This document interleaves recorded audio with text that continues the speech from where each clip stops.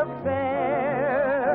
Don't tell me the lights are shining any place but there. We will dance the hoochie coochie. I will be your tootsie wootsie if you will meet me in St. Louis, Louis. Meet me at the fair.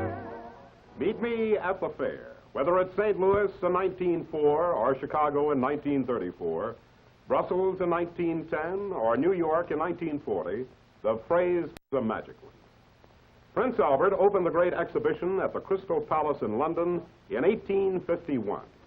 And more than 100 years later, people still talk about it. The Paris Exposition of 1900 set a level of Edwardian elegance that has never been forgotten. And if you were a lucky tourist a year ago last summer, where did you go? You went to Seattle.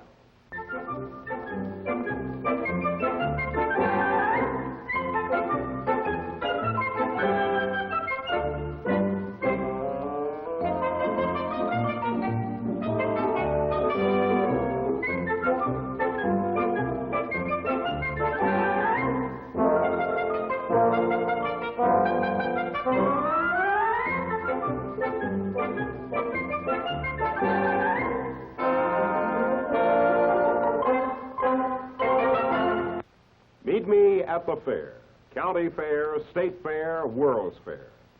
Don't tell me the lights are shining any place but there, or any place but here. According to the plans, San Antonio's Hemisfair will open on the 15th of April, 1968, right in the middle of town. Look south from Joski's. Look east from the Tower Life Building.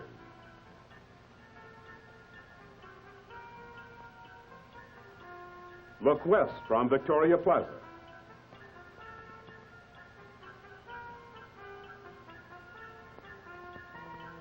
The area between is that designed to be turned into a wonderland of exhibits in the next few short years.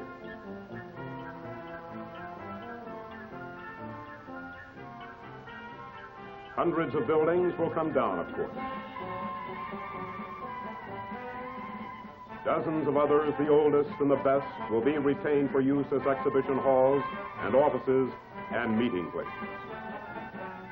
64 acres of land presently slated for urban renewal will be renewed in truth, made a living and exciting part of the community.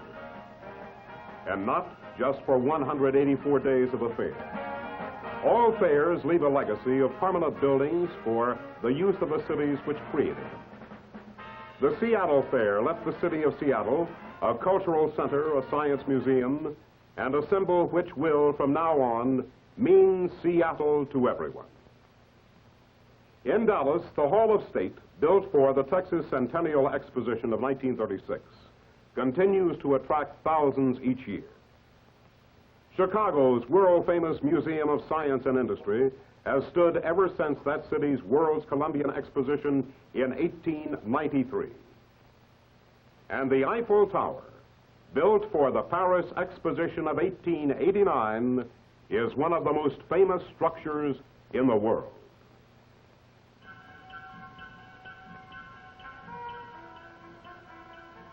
Here in San Antonio, the permanent buildings involved with the Hemisfair will include that convention center which San Antonio voters have been asked to decide on in the bond election of January 28th.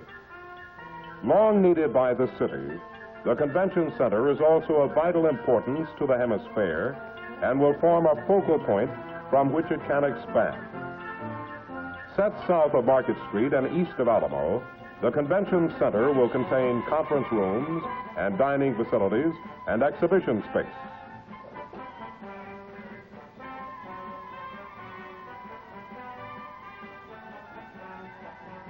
It will have a 2,500-seat theater for the performing and creative arts, a theater which will once again give those national touring companies, which used to arrive in our city every year, a place to appear, and even better, a place in which to be heard. The center will also include an auditorium large enough to accommodate major conventions, an auditorium seating better than 10,000 people. Near the convention center, a national monument, which may well become a national shrine, will be erected. The Military Museum, containing relics of our military past and examples of our military might of today, will stand here in the town, which has been a home to the Army for generations. Moving a bit south on our model, along Alamo Street, down to the area of Beethoven Hall and the Old German English School, we get to the Hemisphere's next permanent contribution to San Antonio, the Inter-American Institute. And this will be far more than a single structure. The Inter-American Institute will be a headquarters at which delegates from all the countries of this, our new world, can meet together to discuss questions of trade, culture, education, and social and economic betterment. There will be an assembly hall. There will be offices and meeting rooms and living quarters. And perhaps more important than anything else, there will be a training center. When the mining engineer from Butte, Montana wants full information on the problems of mining in Bolivia, it is here he will come. When the 200 workers to be hired by a new factory in Caracas, Venezuela, need to learn the newest industrial techniques, this will be the place for them. Heading across the fairgrounds and back toward Market Street, we come to the Trade Mart. Here is not only the heart of the Hemisfair itself, but the heart of its permanent contribution to our city. Containing 200,000 square feet of exhibit space and bonded warehouse facilities, the Trade Mart will be a great international bazaar. It will be a marketplace of the nations where a man may find himself shopping for the goods of Peru, just a few feet away from where his wife is trying on furs from Canada. And the dream is that it will be a free trade zone. All of these things, the Convention Center, the Military Museum, the Inter-American Institute, and the Trade Mart, will become permanent contributions to San Antonio's life and to San Antonio's economy. But there will be other contributions as well. The never quite easy to explain contributions, which come when a very nice city turns to becoming a very important one. Let's think of Seattle again. It isn't as old as San Antonio. It was only settled in 1852. But 110 years later, that city on the map for better than a century got on the map as never before.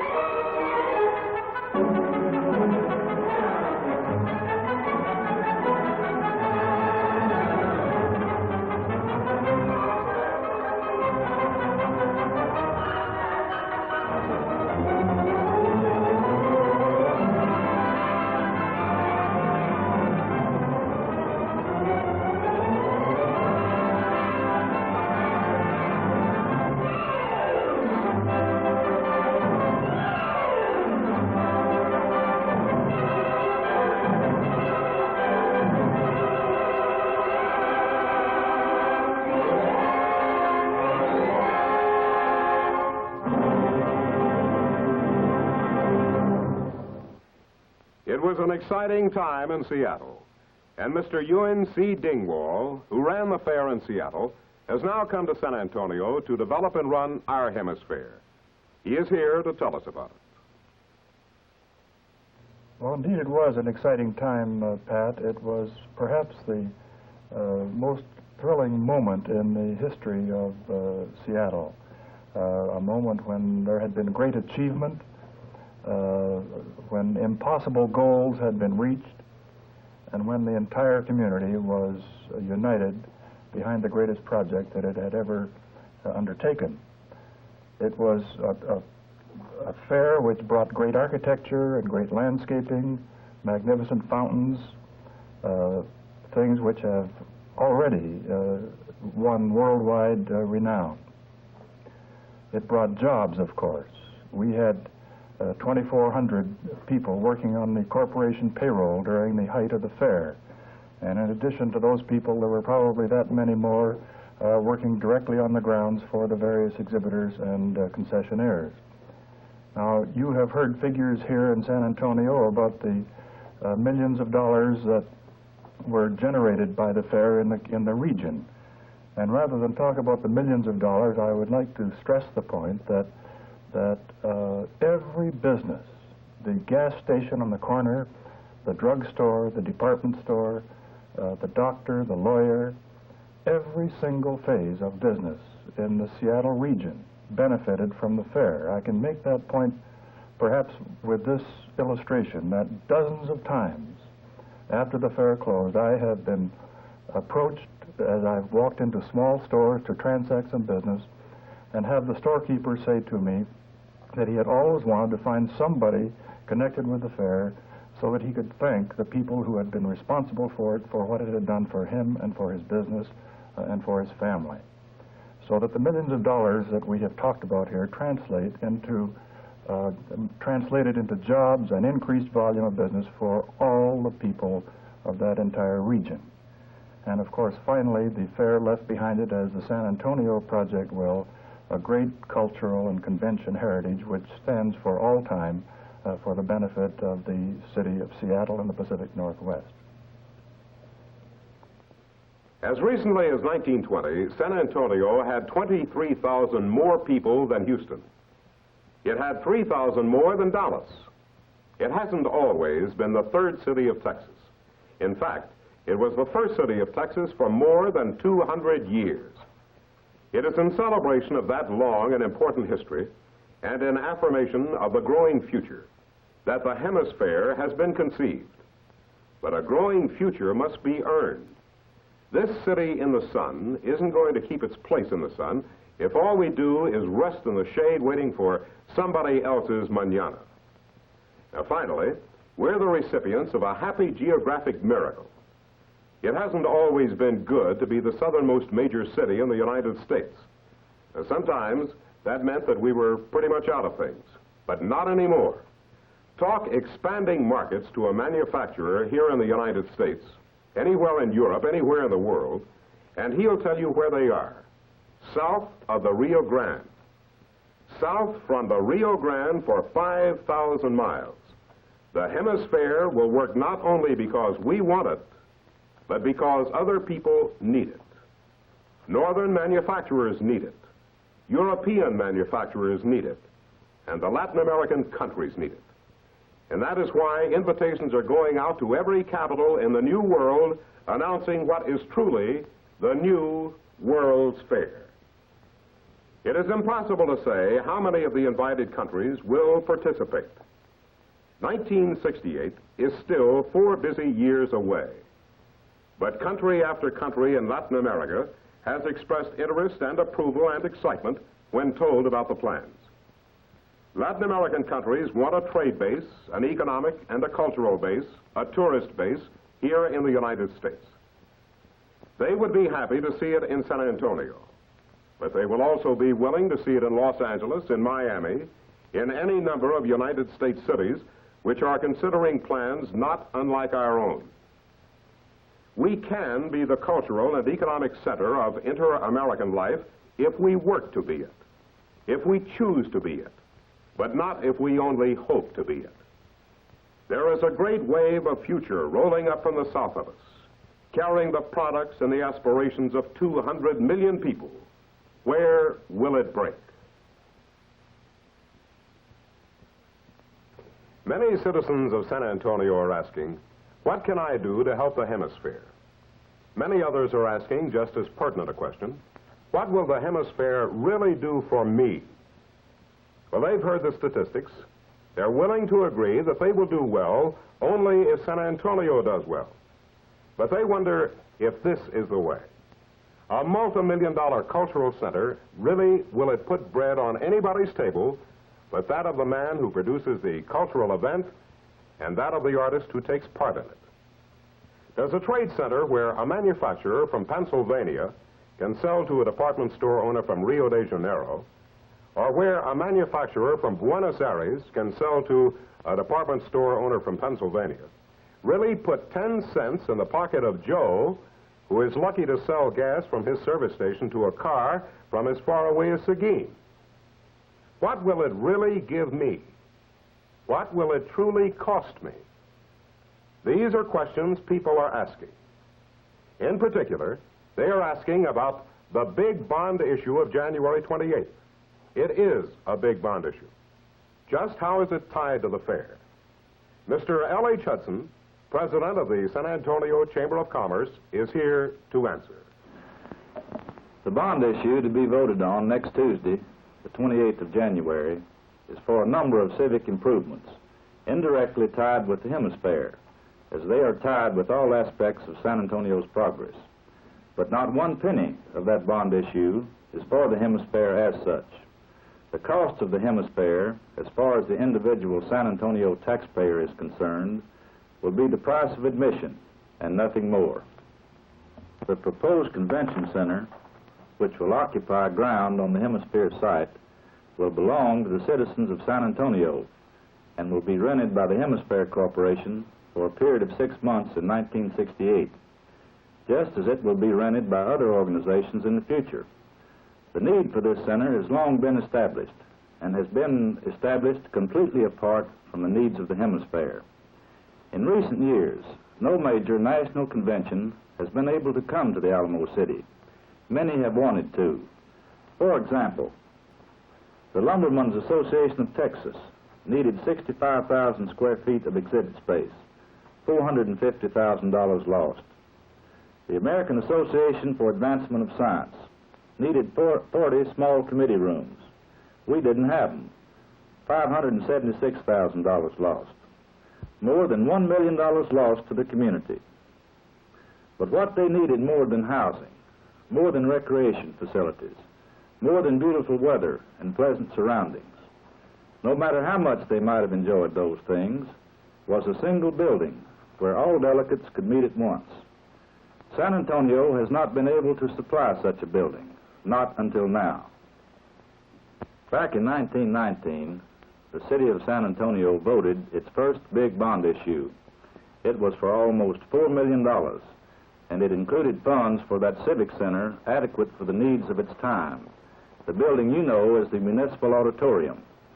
On January the 28th, you are being asked to vote for a new convention center to meet the growth of the 60s and capitalize on the multi-million-dollar convention business. You are being asked to invest in tomorrow. Mr. Hudson informs us that the citizens of San Antonio will not be paying for the Hemisphere. But the statistics inform us that the fair will cost better than $80 million to build, more millions to run. Now, if we aren't paying for it, then who is? How is such an enterprise financed? Mr. Dingwall is here to answer. Well, Pat, the financing of a fair, as distinguished from your permanent center, really falls into three general categories. The first one, San Antonio business leaders and labor leaders already have achieved, and that is the underwriting program which will carry forward during the next 4 years the pre-operating aspects of this project, the promotion of the fair throughout the world, the lining up of exhibitors, the carrying on of a worldwide publicity campaign, and so on. This is made possible by the funds put up in advance by the businessmen and labor leaders of San Antonio in the most remarkably brief period that I have ever heard of any financing project in the history of this country. It was simply an astounding achievement. Second, the additional investment in the fair will come from those private industries and governments and other agencies who decide to participate in the fair. For example, the monorail in Seattle, widely publicized, was put there at a cost of $4 million by private enterprise. The Space Needle, perhaps the most dramatic symbol of the Seattle Fair, was financed by private enterprise at a similar cost, $4 million. The government of the United States financed a $10 million permanent structure and science exhibit. Great Britain and IBM and the various churches, all kinds of participants added to that investment to create the fair itself. Some of these investments are temporary, some of them are permanent.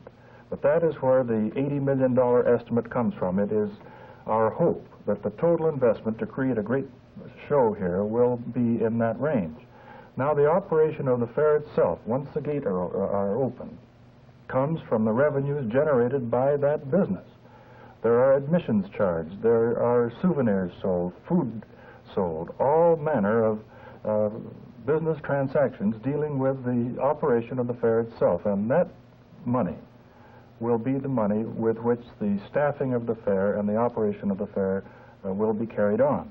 It is a business. It's a unique type of business, but it must be run on sound business principles, and if it is, I think we will have the same result here as we had in Seattle, with a comfortable operating margin at the conclusion of the fair, which can be used for the enrichment of the San Antonio Center. Well, of course, that seemed to offer the answer then to the question about the individuals and the organizations that have pledged money.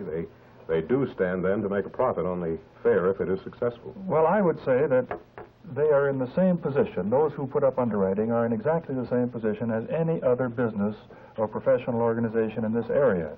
They will make money because the fair is successful and it will generate new business in the community. They will not make any money out of the underwriting investment they have made to support this venture in advance. This is risk capital. They will be paid interest on it, but it gives them no special position in the operation of the fair.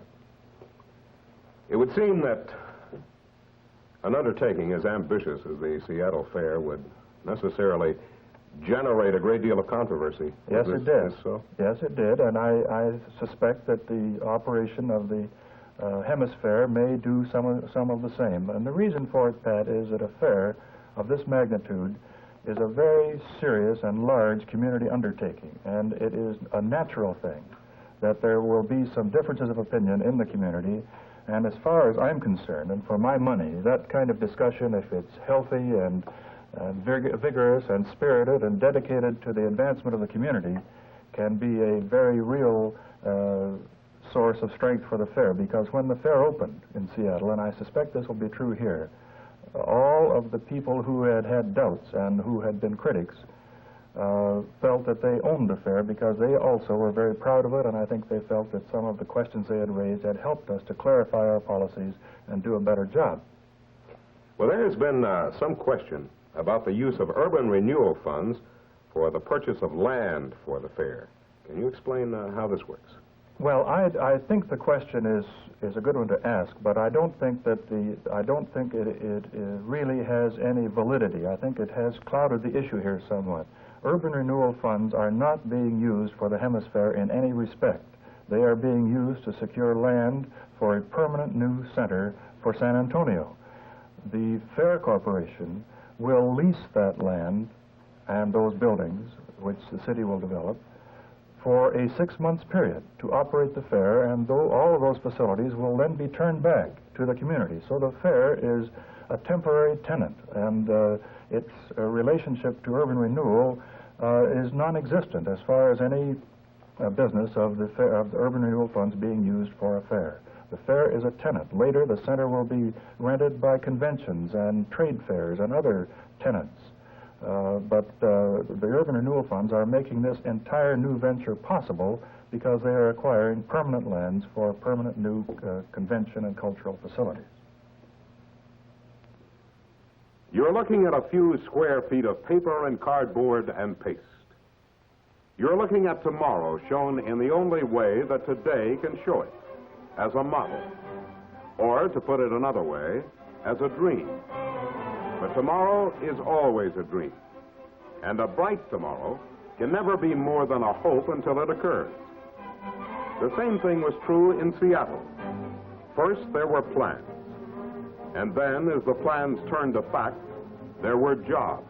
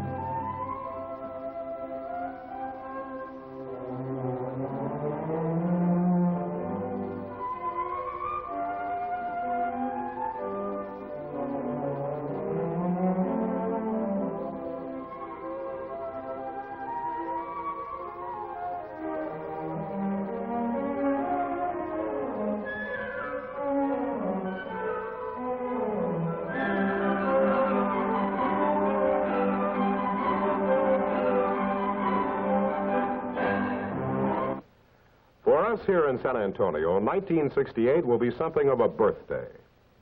This city of ours, nurtured and built by all the great cultures of the Americas, will be 250 years old.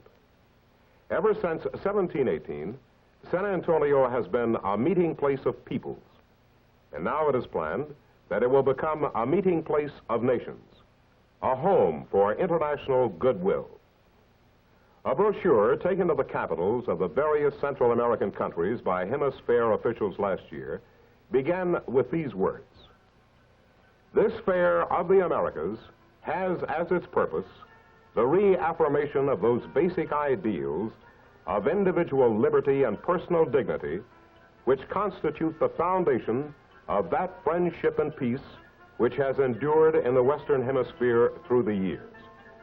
The fair is dedicated to the achievement of the Americas in commerce and industry, in science, art, and education. It is dedicated to the creation of an international marketplace as a continuing showcase for the skills, trades, and culture of the Western Hemisphere.